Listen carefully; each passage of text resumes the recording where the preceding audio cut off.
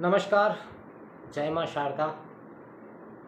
ज्योतिष की पाठशाला में एक बार फिर से आपका स्वागत है। हाजिर हूँ मैं इस हफ्ते का साप्ताहिक राशिफल लेकर 23 मई 2021 से लेकर 30 मई 2021 तक का।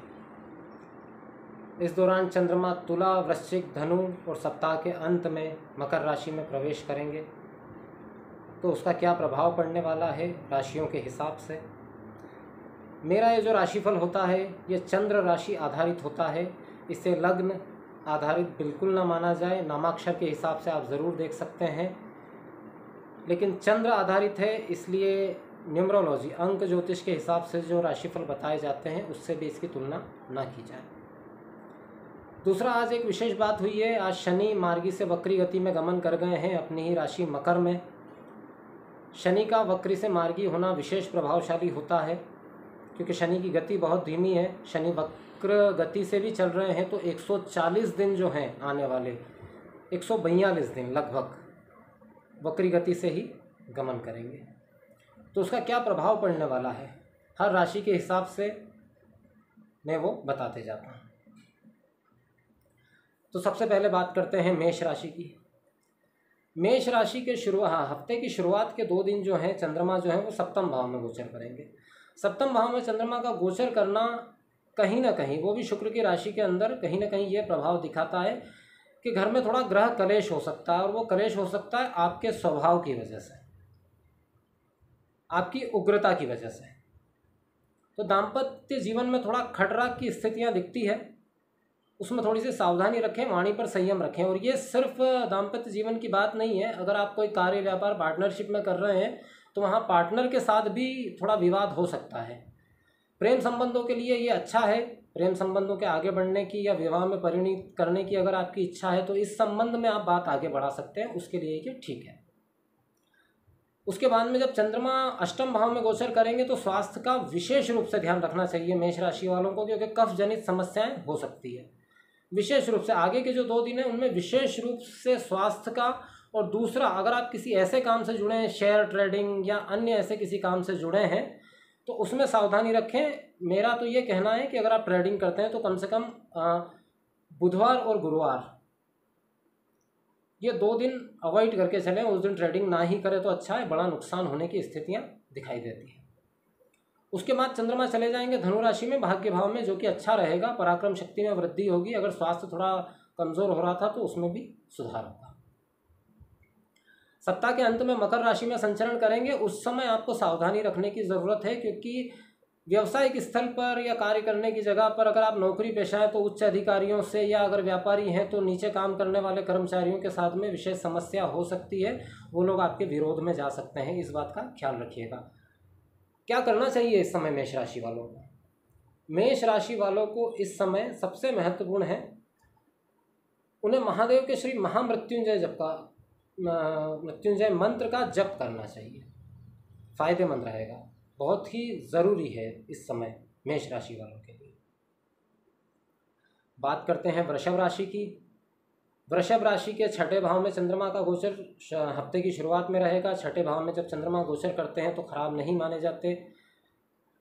शत्रुओं से थोड़ा सा नुकसान ज़रूर हो सकता है, लेकिन शत्रु ऐसे नहीं होंगे कि जो सामने आकर आपसे लड़ाई करे। हो सकता है पीठ पीछे कोई षड्यंत्र रच सकते हैं। इस संबंध में थोड़ी सी सावधानी रखिएगा। बाकी अच्छा है। अगर कहीं कोई उधारी दी हुई है तो उसके वसूल होने के चांसेस हैं। नौकरी पेशा लोगों के लिए उनकी कार्य क्षमता में वृद्धि होगी। उच्च अधिकारी उनसे प्रसन्न रहेंगे। अगले 2 दिन की बात करें तो उस दौरान वृश्चिक राशि में संचरण होगा, जो थोड़ा सा घर में आत्मसंयत रहने की मैं सलाह दूंगा कि किसी भी तरह के विवाद को बढ़ावा ना दें। अगर कोई बात सामान्य शब्दों में ख़त्म हो सकती है तो ख़त्म कर दें, वरना विवाद ज़्यादा बढ़ सकता है और पूरे 2 दिन आप इस तनाव में रह सकते हैं। अंतिम 2 दिन धनु राशि में जब चंद्रमा का गोचर होगा तो वो थोड़ा ठीक नहीं रहेगा। अष्टमस्थ चंद्रमा बुरे विचार, गलत प्रवृत्तियों को विकसित करते हैं, तो इस संबंध में थोड़ी सी सावधानी रखें। इस समय क्या करना चाहिए वृषभ राशि वालों को? वृषभ राशि वालों को विशेष रूप से इस बात का ध्यान रखना चाहिए कि वो आत्मसंयत रहें, धैर्य ना खोएं, किसी तरह के व्यभिचार में ना पड़ें। नशे आदि की अगर आदत है तो उस पर संयम रखें, क्योंकि अगर इन चीज़ों से आप सावधान रहे तो कोई समस्या आपको नहीं होने वाली। वृषभ राशि वाले महादेव के पंचाक्षरी मंत्र ओम नमः शिवाय का शांतिपूर्वक जप करें रोजाना सुबह 108 बार, बहुत सारी समस्याओं से बच जाएंगे। बात करते हैं मिथुन राशि की। मिथुन राशि के पंचम भाव से चंद्रमा का गोचर होगा। पंचम भाव में चंद्रमा का गोचर व्यक्ति को अति भावुक निर्णय लेने में भावुक कर देते हैं, तो कोई भी बड़ा निर्णय शुरुआत के 2 दिन में ना लें, क्योंकि आप अति भावुकता में गलत निर्णय ले सकते हैं। संतान से संबंधित चिंता सता सकती है। कार्य व्यापार में आपकी वाणी की वजह से कोई समस्या उत्पन्न हो सकती है, इस बात का ध्यान रखिएगा। उसके बाद चंद्रमा छठे भाव में गोचर करेंगे, तो ज़रा रोगों से सावधान रहिएगा, विशेष रूप से सावधानी रखिएगा। अभी समय भी ऐसा चल रहा है कोरोना, तो आवश्यक ना हो तो घर से बाहर मत निकलिएगा। बाहरी स्थान से आपको लाभ है, लेकिन अगर आपका वर्क फ्रॉम होम चल रहा है तो बाहरी स्थान से ज़्यादा अच्छा लाभ आप कमा सकते हैं। अंतिम 2 दिनों में चंद्रमा धनु राशि में प्रवेश करेंगे, जो कि सप्तम भाव में रहेगी, तो दाम्पत्य सुख बढ़ेगा। पत्नी के साथ अगर कोई वैचारिक मतभेद चल रहा था, प्रेमी के साथ कोई मतभेद चल रहा था, तो उसके समाप्त होने के आसार बहुत अच्छे बने हुए हैं। अंतिम दिन मकर राशि में चंद्रमा चले जाएंगे, जहां शनि के साथ विष योग का निर्माण करेंगे। तो ये विष योग आपको इस बात का इंडिकेशन देता है कि आपको विशेष रूप से खान पान में सावधानी रखनी है, वरना पेट से संबंधित, बॉडी में जॉइंट से संबंधित समस्या हो सकती है। वाहन सावधानी से चलाना है, चोट एक्सीडेंट के आसार लग रहे हैं, इस बात का ध्यान रखिएगा। और इस हफ्ते शनि वक्री हो गए हैं, तो थोड़ी सी मिथुन राशि वालों के लिए राहत की बात है, क्योंकि शनि उनके अष्टम भाव में गोचर कर रहे हैं। वहाँ शनि का वक्री होना कहीं न कहीं कुछ समस्याओं से, कुछ तनाव से मुक्ति दिला सकता है। क्या करना चाहिए इस समय, क्योंकि शनि अष्टम भाव में गोचर कर रहे हैं, हनुमान जी की आराधना करिए, हनुमान चालीसा का पाठ करिए, बजरंग बाण का पाठ करिए, पूरे मन से घी का दिया लगाकर बजरंग बली की आराधना करिए, बहुत सारी समस्याओं से वो मुक्ति दिला देंगे। बात करते हैं कर्क राशि की। कर्क राशि के चौथे भाव से चंद्रमा का गोचर शुरू होगा इस हफ्ते। चौथे भाव में चंद्रमा का गोचर ठीक रहेगा। विशेष रूप से माता के स्वास्थ्य संबंधित कोई समस्या अगर चल रही थी तो उसमें मुक्ति मिल जाएगी। माता के स्वास्थ्य का ठीक होने के आसार है। माता से प्रेम की प्राप्ति होगी, सहयोग की प्राप्ति होगी माँ की तरफ से। शुरुआती 2 दिन अच्छे हैं।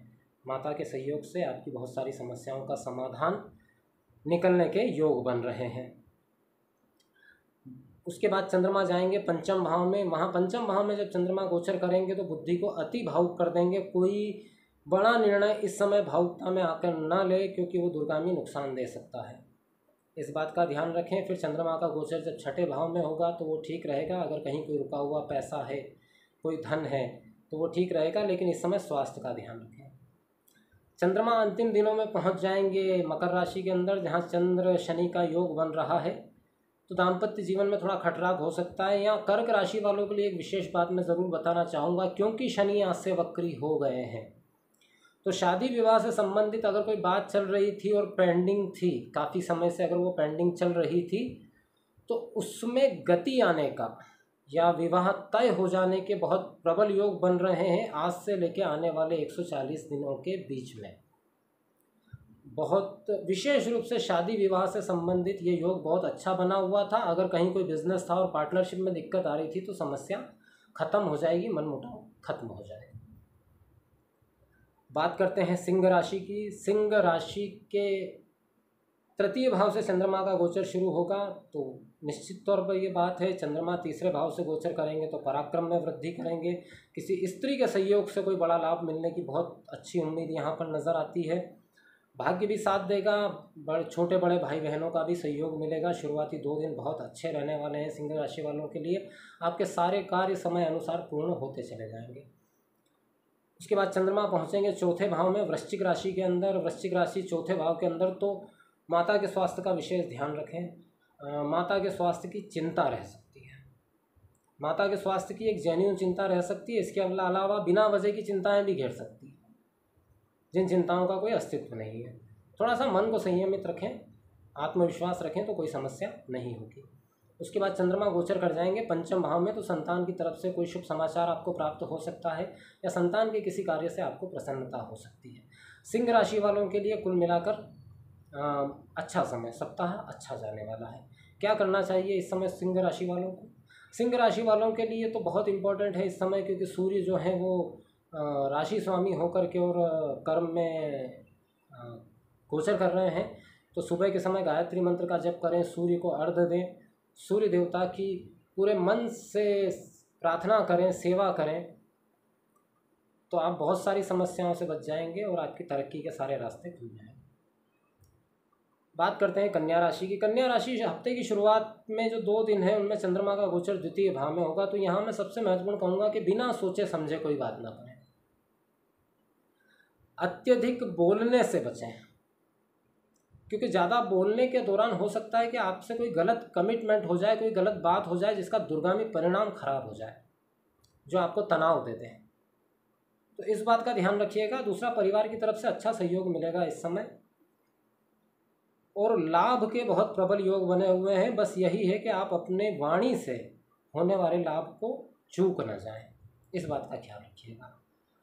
चंद्रमा फिर गोचर करेंगे तीसरे भाव में, वृश्चिक राशि के अंदर। अब यहाँ पर स्थिति ये है, क्योंकि चंद्रमा वृश्चिक राशि में है तो पराक्रम भाव में, लेकिन वृश्चिक राशि में है तो हो सकता है कि इस समय आपको अपने किए हुए कार्य का लाभ अभी ना मिले।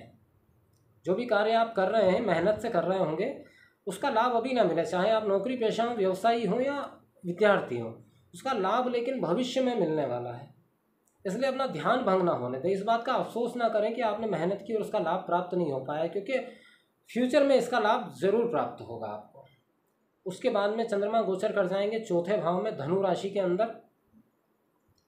थोड़ा सा मानसिक तनाव यहाँ पर कन्या राशि वालों के लिए हो सकता है। माता अगर हैं तो उनके स्वास्थ्य खराब हो सकता है, या माता तुल्य किसी महिला के स्वास्थ्य में खराबी आ सकती है जो आपको थोड़ा सा डिस्टर्ब कर दे।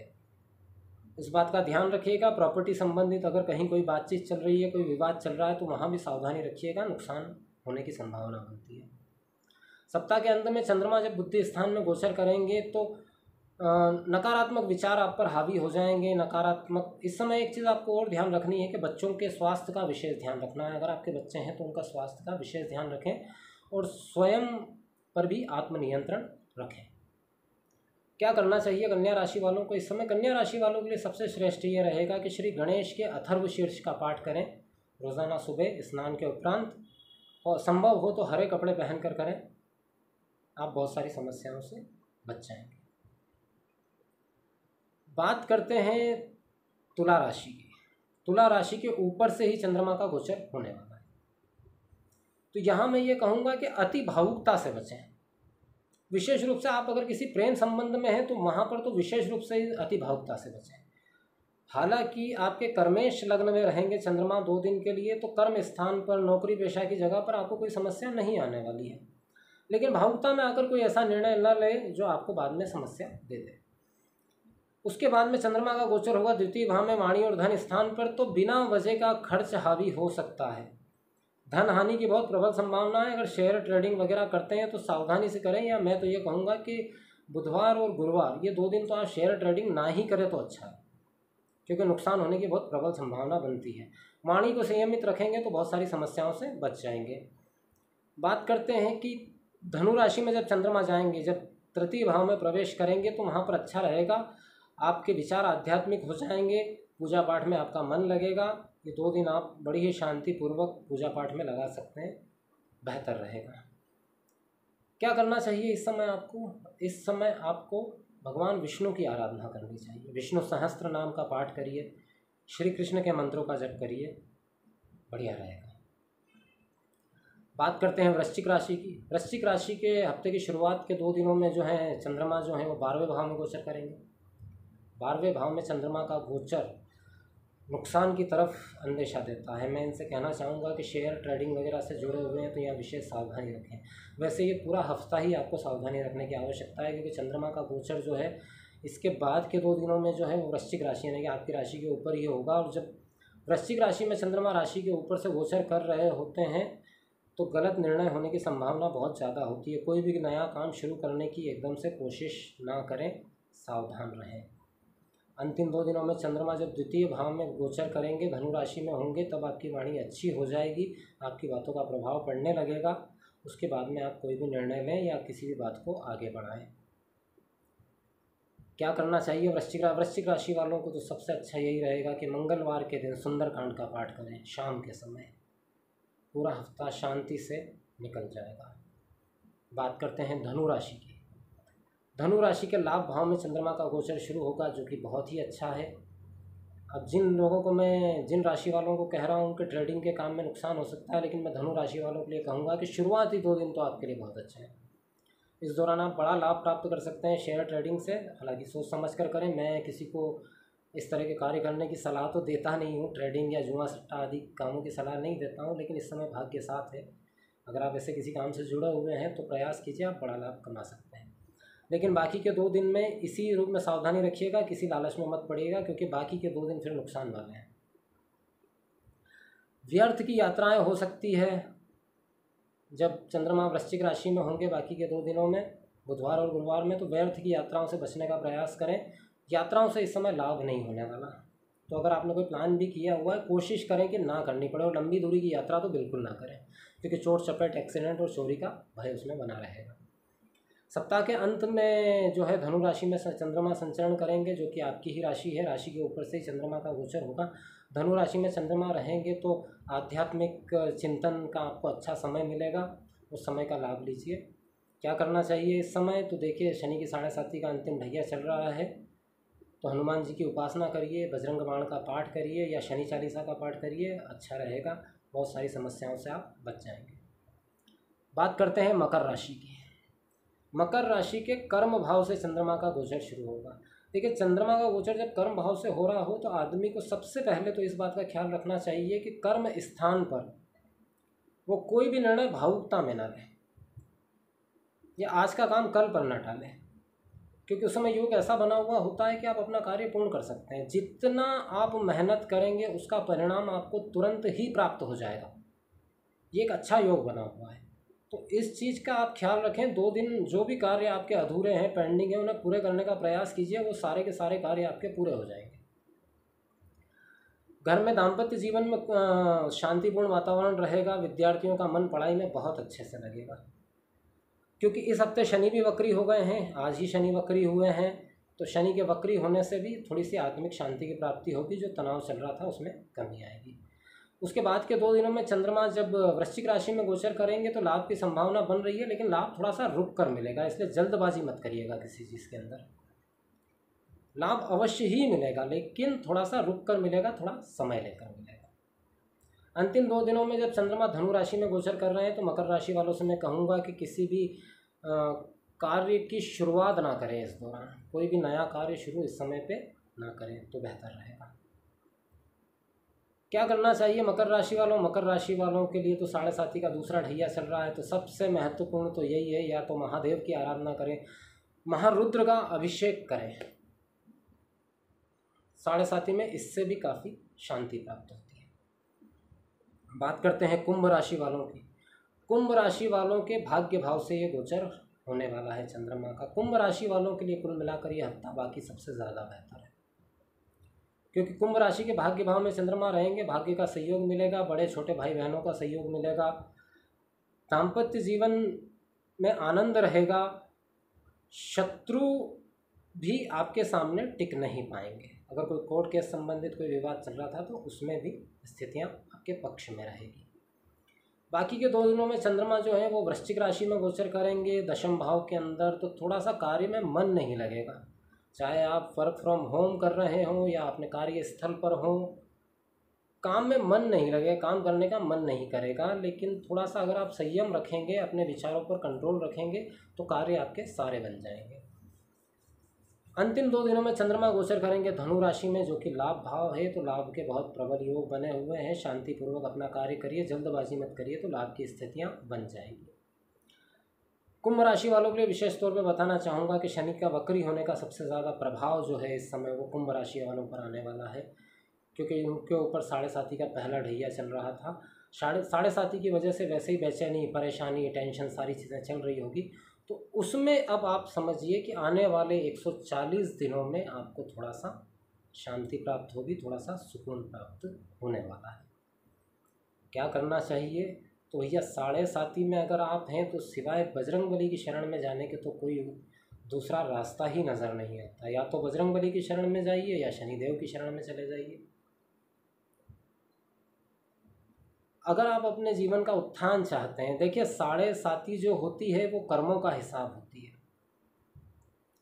तो जो कर्म किए हैं उन्हीं का हिसाब करने के लिए 7.5 आती है। अगर इसमें थोड़ा सा शांति चाहते हैं तो प्रार्थना करिए श्री महावीर बजरंगबली से, शनिदेव से, बहुत सारी समस्याओं से आप बच जाएंगे। बात करते हैं अंतिम राशि मीन की। मीन के लिए शुरुआती 2 दिन थोड़े डिफ़िकल्ट हैं। 8वें भाव में चंद्रमा का गोचर हो रहा है।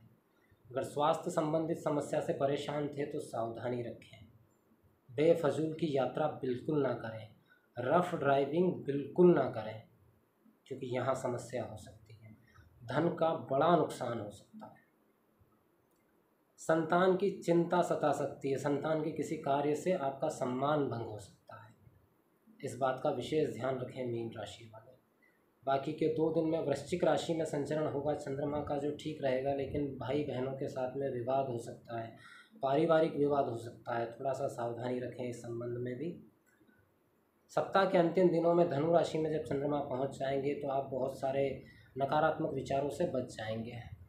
मीन राशि वालों के लिए एक ही बात कहूँगा कि इस वक्त क्योंकि गुरु का भी गोचर आपके 12वें भाव से हो रहा है, एक तो खान पान में सावधानी रखें, दूसरा ऊर्जा को बनाए रखें, क्योंकि आपकी ऊर्जा बार बार डाउन हो रही होगी, आपका आत्मविश्वास बार बार डूब रहा होगा, क्योंकि लग्नेश 12वें में जा रहे हैं। कोई समस्या नहीं है, लेकिन आपके विचारों की नकारात्मकता आप पर हावी रह सकती है, इसलिए इस बात का विशेष ध्यान रखें। एक छोटा सा मंत्र है, सर्वविदित मंत्र है। अगर इसको आप सुबह के समय 108 बार पढ़ लें तो आप दिमाग में आने वाली नकारात्मकताओं से बच सकते हैं। बहुत ही छोटा सा मंत्र है, ओम नमो भगवते वासुदेवाय नमः। ओम नमो भगवते वासुदेवाय नमः। इस मंत्र का जप कर लें, आप बहुत सारी समस्याओं से बच जाएंगे। अब अंत में एक थोड़ी सी बात कर देता हूँ शनि के वक्री होने की। शनि वक्र अवस्था में चले गए हैं तो एक बात तो निश्चित है कि जिन जिन लोगों को 7.5 चल रही है, विशेष रूप से धनु, मकर, कुंभ, इन 3 को 7.5 चल रही है। तुला राशि वालों को ढैया चल रहा है और मिथुन राशि वाले को भी ढैया चल रहा है। ये 5 राशि वाले, धनु, मकर, कुंभ, तुला और मिथुन, ये 5 राशि वाले, इन लोगों को अभी तक जो विशेष रूप से समस्याएं चल रही थी, हालांकि इसमें एक बात बहुत निर्भर करती है कि शनि की स्थिति आपके जन्म समय में क्या है, क्योंकि कई बार ये होता है कि जन्म समय में अगर शनिदेव की स्थिति बहुत अच्छी है कुंडली के अंदर तो 7.5 बहुत प्रभावशाली होती है, उत्थान देने वाली होती है, तरक्की देने वाली होती है। लेकिन इसके बावजूद भी, तरक्की देने के बावजूद भी शनि का एक स्वभाव है कि वो अगर आपको तरक्की भी देंगे तो थोड़ा सा तनाव देके, थोड़ा सा टेंशन देके देंगे। तो अब इन 5 राशि वालों को जो विशेष तनाव चल रहा था, उस तनाव से मुक्ति मिलेगी कुछ दिनों के लिए। 140 दिन का जो समय है ये शनि के वक्रत्व काल का, इस दौरान जो तीव्रता है, जो तीखापन है, एक शनि की दृष्टि में जो तीखापन है, क्योंकि शनि की दृष्टि जो है विच्छेदात्मक मानी जाती है, भंग करने वाली मानी जाती है, सम्मान भंग कर दे, धन हानि कर दे, ऐसी मानी जाती है। तो शनि की इस तीव्र दृष्टि से थोड़ा सा शांति मिलेगी, रिलैक्स मिलेगा।